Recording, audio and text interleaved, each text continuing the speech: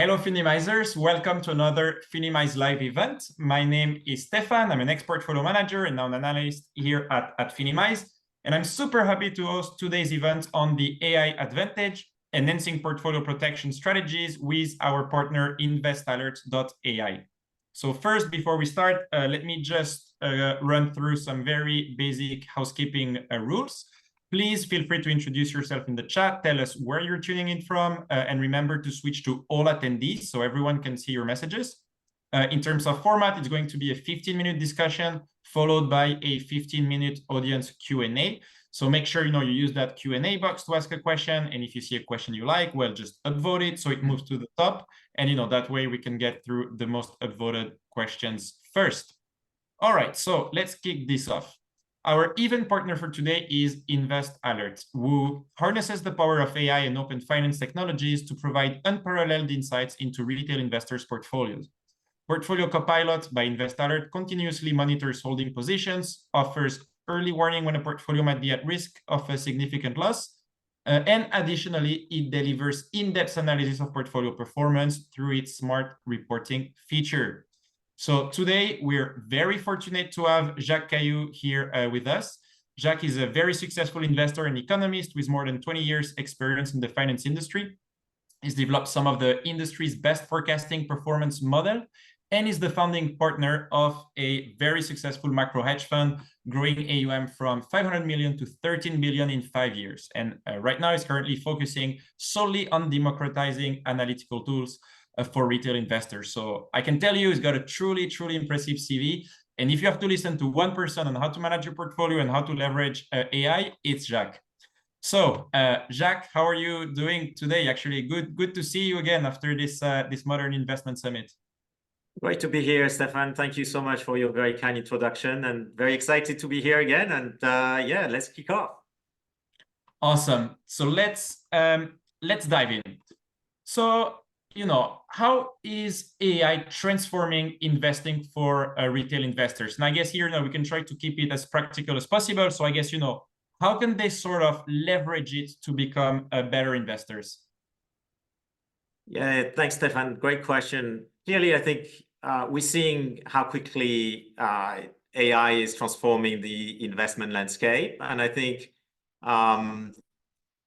maybe it's not in the coming months and years. I think what we're seeing is essentially a transformation of the overall investing experience that's going to unfold very rapidly. Think of, for example, having instant analysis available on demand. You could have super appealing and exciting educational features that could be really plugged into your investing ecosystem. AI can deploy as well analytics that can generate what-if scenarios. You're just thinking about a theme that you'd like to invest in, but you don't exactly know how to express that investment. And so you could have a certain element of support from these AI tools. You can have support in terms of warnings on the investments that may be at risk of losses. I think the key is the way I see AI is that it's essentially of information and data in a very systematic way and very much at scale and in a very tailored way. So it's kind of like a very, very appealing proposition for investing when we know how complex it is, how much time we spend on doing, the research and trying to, even let's say you do your research and then you put your investment on, but then who's doing the after sales service? Who's going to come and tell you, oh, that's the news that is relevant for these investments. And, you need to, and if you've got several investments, then it's just like untractable. So a lot of this technology, I think, is going to help many, many investors in, freeing up their time, basically. Yeah, and I really love what you're doing because, look, most companies and most investors, to be honest, they're really kind of focused on, or trying to at least, use AI more to develop new trading signals or help kind of refine their investment strategies. But you're really, taking it a lot broader and really use it across all of the different steps of the investment process. And I think, to be honest, that's really one of the best way you can help, investors become better investors. So now, could you maybe, so I think you've mentioned a few examples already, but could you go in a bit more details into, how exactly can, InvestAlert really help retail investors use AI? Yeah, sure, absolutely. So perhaps the best thing would be if I can try and share my screen, and I can show you a little bit what we currently have on our app. And of course, people are encouraged to join us on the platform and see for themselves how this is working. But let me know if you see the screen share at this moment in time. Yeah, can see it. Okay, great. So I think, I mean, you were talking about the differentiating aspects of what we're trying to do. I think that's, if there is one differentiating aspect, is it's very much one of starting from the time that someone has built a portfolio. So we understand out there are many offerings in terms of trading, trade ideas, tips, portfolio construction ideas. And so that's very much available. We can talk about as to whether this is a good answer to people's problems, but we're taking this quite differently. So we're thinking about a situation where someone has already put some investments in their portfolio. And here I'm giving you an example of what we believe to be quite a representative portfolio among retail investors, which is very much a stock picking exercise. It's got US stocks mostly, some tech exposure. It's got some Chinese stocks. It's also got some crypto exposure, as you can see at the bottom of this portfolio, and it's got some commodities. So we start from that, and then the analytics runs at multiple levels. So the first thing that we do is we assess whether each of these individual assets belong to a economically relevant. We want to make sure that, Coinbase, we don't think necessarily as Coinbase as an equity. We don't think necessarily as Riot, which is another crypto enabler, as equities. So we regroup all the assets that we see in those portfolios in groupings that for us are very, very meaningful. BP is not going to be in equities either. It's going to be in commodities. And so what we've done is essentially remapped all assets into categories that we understand better and where we can do predictive analytics. And that's where the AI piece comes in. And here, so that's the portfolio that you give as an example. And then we run the analytics on that portfolio, reclassify, and then we go on the asset classes that we think are relevant, and we run the predictive analytics on them. And you can see here, so we translate obviously in a small number of words. There's a lot of machinery behind it, but I just wanted a traffic light. So, I'm exposed, a retail investor, typically I would characterize as them being long risk. So there'll be long equities, there'll be long crypto or long commodities. And so what we need to know is, is there a risk management tool that can help them in that context in avoiding the bad days and in avoiding the losses. So we look at the medium term. So this is not very much for day trading. This is multi-month. The best calibration, I would say, for our algos are 6 to 9 months or 12 months. And then we are forward-looking and predictive. And here it's a very sort of traffic light thing. So, is the asset I'm long of facing imminent risk of losses? It's very different from a traditional optimization of a portfolio. Think about the Markowitz world. Markowitz world doesn't know anything about the future. And so, of course, it's going to want to reduce the risk that you are long of. And so you're not going to benefit from the upside in the good days because those optimizers are reducing your exposure to those assets. So what we're trying to do is letting investors make the most of the returns in the good states of the world and warn them when the states of the world are turning negative. That's really, I think, the key analytics that we are trying to deploy. And that's based on, our macro forecasting capabilities, the linkages between macro and asset prices, and the updating of that in 24/7, and then deploying it in the most tailored way, really focusing on what the holdings are on any specific portfolio that we may integrate. So I hope that sort of helps giving you a little bit of an insight in terms of what we're trying to do.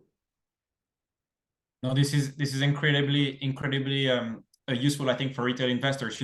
Very often you see investors, they have like 4 or 5 stocks, maybe a bond, and they think they diversified, but they don't really realize to the full extent, that they're exposed to one underlying risk factor. So I think so here, just to understand it right, Jacques. So it not only identifies the underlying risks, but it also kind of proposes solutions on sort of how to mitigate them, or kind of the next step. What do you do once you've identified them? Yeah, you're going ahead of time, so you're absolutely right. You've already noticed this sort of ability to reckon. So there, very much as you described, 2 stages. The first one is once we've assessed what you own, is the outlook in what you own favorable or not? And then conditional on that outlook, then we will consider whether there are changes to be made. And the type of changes, I think, are very much a question of user preferences. We have a basic, I would say, offering, which is at this stage, when the outlook turns adverse for one particular asset class, the recommendation is going to give you a sense of the extent of the reduction in the asset exposure that you should essentially implement. So in effective terms, if you think about stocks, here this portfolio is made up about 75% of holdings and so you could have here a number that would be perhaps, I don't know, 55%, will depend on the nature of the signals and of course of the portfolio composition. And then the question is, what do you do with the amount of reduction that you have made in your holdings? And there it's very much, again, a preference from the user. In our basic formula, we've got essentially an increase in cash. So, the rain is coming, stay at home for a while, and then you can go out. But we could also have an umbrella solution. So rain is coming, but I'd like to have an umbrella, which would be in the form of some strategies that may help you protect those risks without reducing the exposure on stocks. So there are many ways one can think about the actions that would be needed to take to go through the sort of more tumultuous regimes that sometimes market fall into. Now, I think, for our listeners, something that would be super interesting for them is to really understand a bit more about that AI part. So how exactly do you use AI? Like, I guess my question is, why do you even need AI, basically, to do all that? Yeah, so there's an element of AI which is, I would say, call it on the Gen AI, which is providing the translation of the analytics into words. And so you can see some contextualization at the top, for example, which looks at the guts of your portfolio. It looks at what's happened in the past week, and it's going to find within the portfolio the ones which were most important drivers. And then the Gen AI will continue providing you additional information when it comes to the hyper-personalized commentaries around we've identified those movers, but why have they really moved in your portfolio? So I don't know, you've got AMD. Good if you had it. It's up 16% in the past week. And then there is a very short, to the point summary that's going to help you contextualize what's happened. And then you can always go on and do your own research if you feel that there's something that is not what you had expected, something that requires a little bit more researching. And obviously we'll have more contextualization in the future, but this is like your, few seconds sort of wrap up in terms of what's happened in the market, about the potential cuts that they're considering for next year. So that's one part of the AI. I think the other part of the AI is very much on the predictive analytics. So here, what we need is essentially, it's a model that is updated all the time. So it's considering how the environment is evolving, and it's considering whether the information that it's receiving is telling you the same thing that it would have told you maybe 5 years ago. And we know that these things are changing. So it's constantly updating. So say, for example, are higher interest rates good or bad for stocks? Well, it depends. If the economy is getting better, typically higher interest rates could be actually good for stocks. But if higher rates take place against the backdrop of a weakening economy, that may be bad for stocks. And so consider these factors which are playing against each other all the time. And what you want essentially is the summary of the interaction of those factors, which at times point to one direction, but at other times point to another direction. And so that's where the deployment of AI tools becomes very useful. Now, within AI, I think there are a number of tools. And my own personal approach has been really from a practitioner standpoint, to be sure that the tools that we have are the ones that we understand the best and that we think are, robust in their predictive power.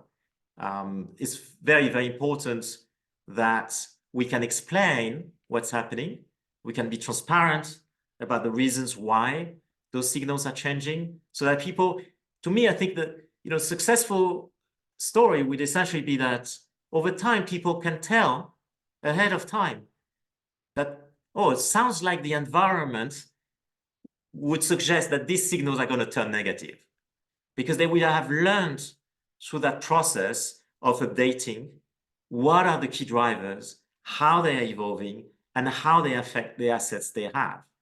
And by giving that repetitive sort of environment where they can learn by just observing how the signals get triggered, I think that this is a good opportunity for that sort of level of transparency that will give them, higher confidence about why these things are happening.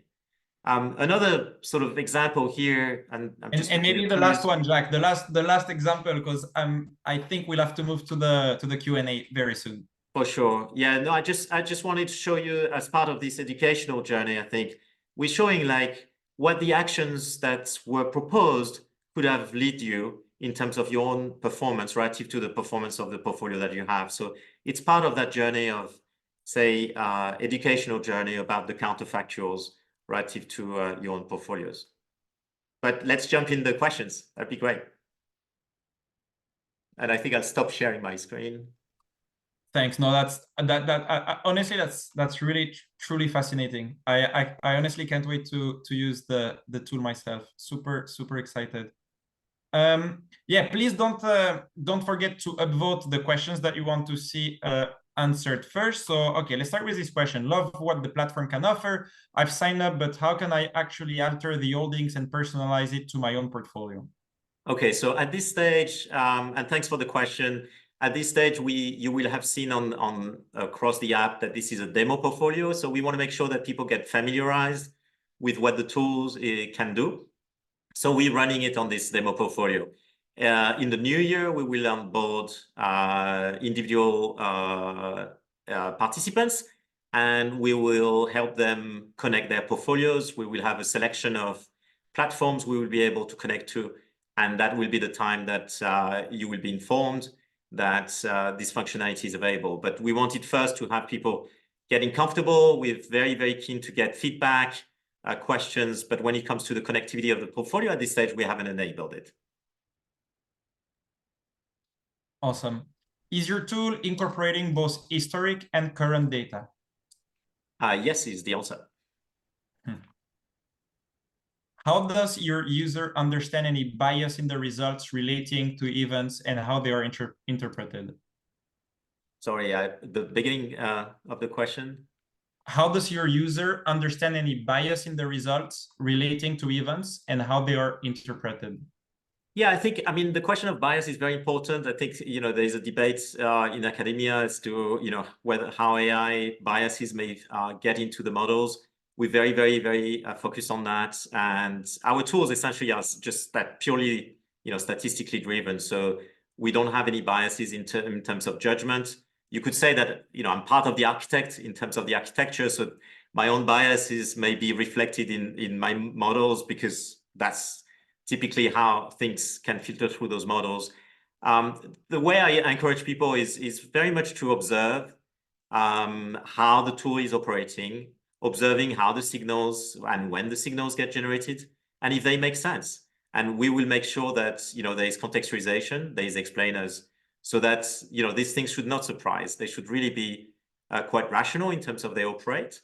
And we are very focused on the very fundamental relationships, those that are very trended and that persist over time. We're not focused on the day-to-day volatility of the market. We're very focused on the regime shifts that happen and are long-lasting. And when you're badly positioned in those bad regimes, then your losses essentially persist. So that's essentially what we are focused on. And so the signals should really be consistent with those regime shifts. And hopefully we are able to anticipate them somewhat, which helps people to protect themselves ahead of time. Thanks, Jacques.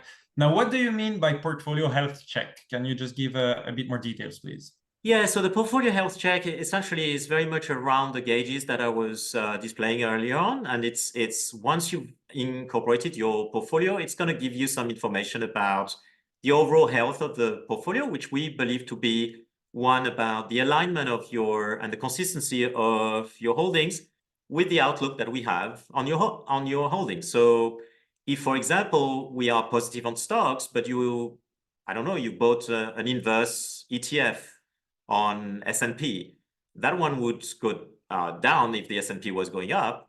And so we would flag that as an investment that is not in line with our current signals. And that would be the way that the gauges would start showing more red than green. And that's how the health check happens. Awesome. Lots of questions coming in. That's great to see. Another one, Jacques, first of all, thank you for your insights. What data sources are you using? Because obviously the AI is only as good as its data sources.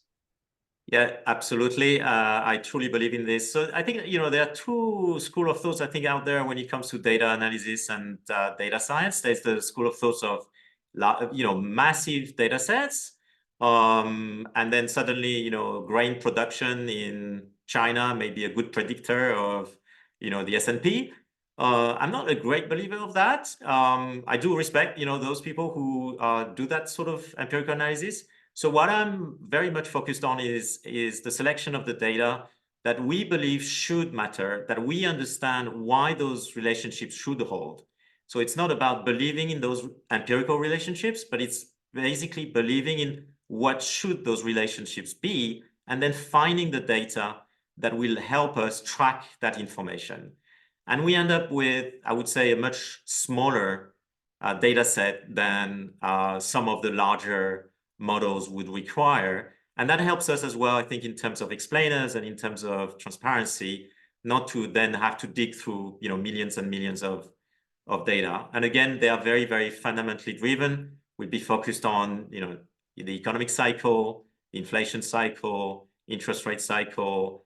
We're doing on the crypto side, we're looking at engagement in the crypto and ecosystem of players in that ecosystem. So we're always very, very focused on the fundamental drivers of those assets. Thanks. Now a bit of a different type of question, and I think it's quite a funny one. Once you onboard investors and let them add their own portfolio, are you expecting a lot of shock or surprise from people getting the signals and the level of risk they have? Well, I think that only the future will tell us. We have seen a lot of portfolios already. We've seen thousands of portfolios that we've ran through our algos. I would say that one of the very early on, I think the most telling thing, which I was really surprised by, coming more from an institutional background, was that the extraordinary amount of risk taking that is taking place in those portfolios when you come from a sort of mean variance environment where you want to reduce the assets that have most the vol on. And so I spent most of the beginning of the build out of the infrastructure trying to find the tools that could help really people continue to express those risky views and not having just a plain vanilla optimizer that just says, oh, reduce where risk is highest and increase where risk is lowest, because I don't think that is suited to the problems that and the use case that retail investors are facing these days. Great, thanks. Now, I guess we had to expect this question. Hey, Jacques, I'm interested in your own strategy because of your background. Where are you placing your bets for 2024? I'm placing my bets on the signals, and I think the signals are essentially tailored to my own portfolio. So the analytics run through my holdings and looks at whether the holdings are well positioned or not. So that's the way I'm operating. So it changes somewhat the way that one thinks about the outlook. So you could have, you know, I spent years talking about the outlook in more like a talking head person and thinking about, you know, scenarios and planning around scenarios and thinking what the most likely macroeconomic outlook look like for next year. Here it's slightly different. It's you learn about your medium-term outlook every day, and you have to keep an open mind as to that outlook being able to change. And so it just changes quite a bit the dynamic, because tomorrow, if the signals were to turn more red, then my own expectations would then turn more negative on the asset class where those signals turn negative. And so it's kind of translating the narrative, the analytics into a narrative, as opposed to having just purely a narrative. Of that answer. How safe is your platform? Are there any risks I should be aware of? Well, just bring us the questions that you have, if any. I think we're obviously not moving any money whatsoever. There is no transfer of holdings. There is no trades that are taking place whatsoever. So I see it as a Copilot. It sits in this on this platform overlooking your portfolio. And you take the decision. You are the ultimate decision maker. We're only providing information around the ecosystem that's operating over your portfolio. And then at that stage, if you have questions or any doubts, you just come to us, and we'll do the best to answer your questions as we go along. Thanks. Another question: do you help users create new investment strategies? So that's definitely something that we're thinking about. And the interesting thing about these signals is that there exists probably an optimal portfolio, which is essentially be long the assets that are green and short the assets that are red, potentially. And so I think this would be potentially ways that we can help people building portfolios that may be suited to at a particular point in time. But at this moment in time, our first focus is really to try and onboard existing portfolios and then provide that sort of accompanying sort of service along that journey, investing journey. And I think we'll come quite quickly with use cases where people will ask for, propositions in terms of portfolio solutions. And so I think what we'll do we're going to build a number of demo portfolios. So they will sit and they will be available to all, and not just having this portfolio. We will have maybe 5 or 6 demo portfolios with different levels of risks or different levels of asset exposures, so that people can tell as well, say, oh, I recognize myself in that portfolio. That's interesting. I could be watching it. Or, oh, maybe I could build something that looks like this because that kind of speaks to me. So that's probably a way that we're going to sort of bridge that gap between servicing the portfolios themselves and then bridging them to thinking about, alternative investments. And now a last question, if you can promise us to answer in 1 minute, Jacques. Have you developed, I guess, everything from scratch, or you've used an existing AI platform? No, it's everything from scratch. So that's less than a minute. Okay, thank you so much. Yeah, that's all the time we have, unfortunately, today. But that was a really fascinating discussion. Thank you so much, Jacques, for sharing so many valuable and exciting insights. I hope this has also been fun for you and enlightening for all of you and informative. Thanks again, Jacques. Thanks everyone for tuning in, and see you at the next event. Thanks again. Have a great evening. Bye bye. Bye bye.